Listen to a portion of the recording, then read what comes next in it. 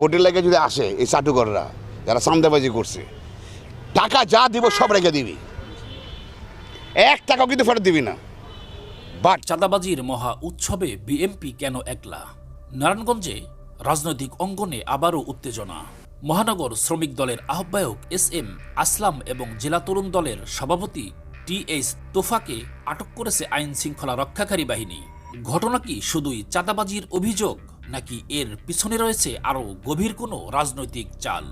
6 August দিবাগত রাতে Narayanganj city কর্পোরেশনের 6 ও 4 নম্বর ওয়ার্ড থেকে আটক করা হয় বিএনপির এই 2 গুরুত্বপূর্ণ নেতাকে। তাদের বর্তমানে রাখা হয়েছে জেলা পুলিশ সুপারের কার্যালয়ে। সিদ্ধিরগঞ্জ থানা পুলিশ ও ডিবি যৌথভাবে এই অভিযান পরিচালনা করে। তাদের অভিযোগ, চাঁদাবাজি এবং আরও কিছু অপরাধে জড়িত ছিলেন এই 2 নেতা। সিদ্ধিরগঞ্জ থানার ওসি মোহাম্মদ শাহিনুর আলম জানান, আসলামের বিরুদ্ধে একাধিক চাঁদাবাজির অভিযোগ রয়েছে। এসপি নিজেই তাকে ডেকে নিয়েছেন জিজ্ঞাসাবাদের জন্য।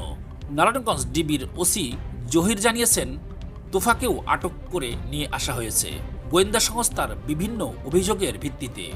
পুলিশ সুপার প্রত্যুষ কুমার মজুমদার বিষয়টি নিশ্চিত করেছেন। তিনি জানিয়েছেন, 2 জনের বিরুদ্ধেই চাঁদাবাজির গুরুতর অভিযোগ রয়েছে, তবে আরও কিছু অভিযোগের তদন্ত চলছে বলেও তিনি উল্লেখ করেন। এ ঘটনার পর বিএনপির নেতাকর্মীদের মধ্যে উত্তেজনা বিরাজ করছে। তাদের অভিযোগ, এটি একটি পরিকল্পিত রাজনৈতিক হয়রানি। তবে প্রশাসন বলছে, এটি সম্পূর্ণ অপরাধমূলক অভিযোগের ভিত্তিতেই আইনগত পদক্ষেপ।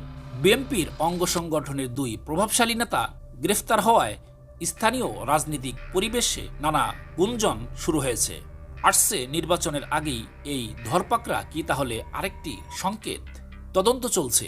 চাঁদাবাজি ছাড়া আরও কি কি অভিযোগে মামলা হতে পারে তা জানতে হলে অপেক্ষা করতে হবে পুলিশের পরবর্তী ব্রিফিং পর্যন্ত। এ ঘটনায় স্পষ্ট, রাজনীতির পাশাপাশি অপরাধের অভিযোগ একাত্রে একটি নতুন ধারা তৈরি করেছে নারায়ণগঞ্জের রাজনীতিতে। এই গ্রেফতার কি শুধুই একটি আইনি পদক্ষেপ, নাকি এর মাধ্যমে কোনো শক্ত রাজনৈতিক বার্তা দেওয়া হলো?